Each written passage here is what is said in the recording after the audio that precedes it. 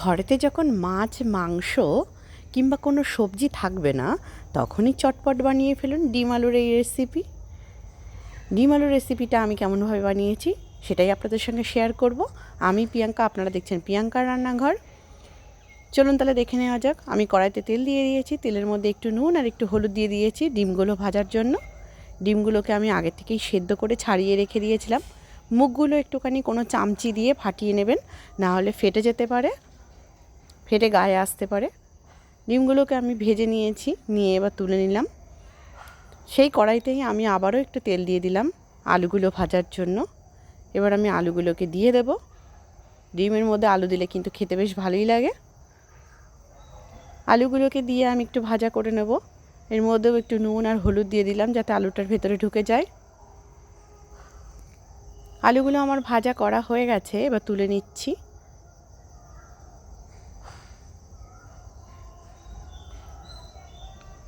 আলুটা তুলে নেওয়া হয়ে গেছে, এবার ওই তেলের মধ্যেই আমি পেঁয়াজটাকে দিয়ে দিলাম। পেঁয়াজটাকে আমি একটু ভাজা ভাজা করে নেব।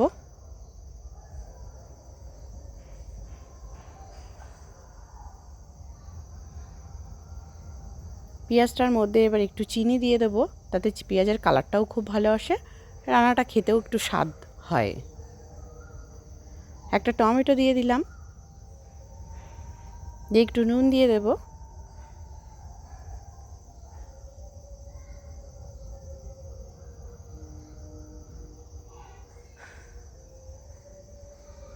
টমেটো দেওয়ার পরে নুনটা দিলে কি হয়, টমেটোটা তাড়াতাড়ি গলে যায়।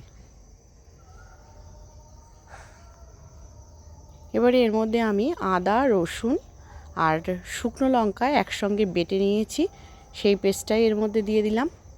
হলুদ দিয়ে দিলাম, দিয়ে মশলাটাকে ভালো করে কষিয়ে নেব।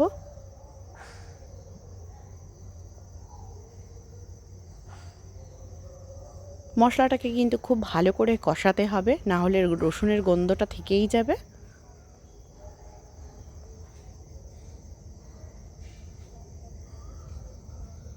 মশলাটা আমার খুব ভালো করে কষানো হয়ে গেছে। এবার এর মধ্যে আমি আলুগুলোকে দিয়ে দেবো।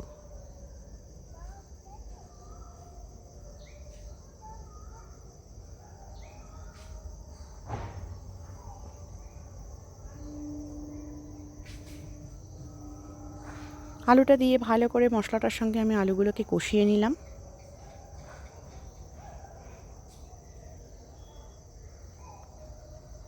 ভালো করে কষানো হয়ে গেছে আলুটাও, এবার এর মধ্যে জল ঢেলে দেব।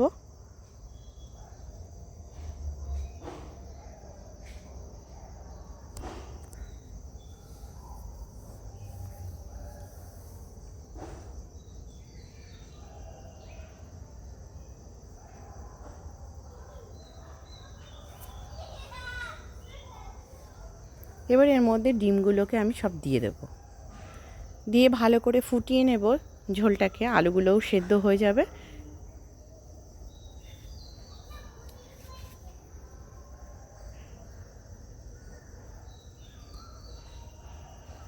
ঝোলটা ভালো করে ফুটে উঠেছে, এবার গরম মশলার গুঁড়ো দিয়ে দিলাম।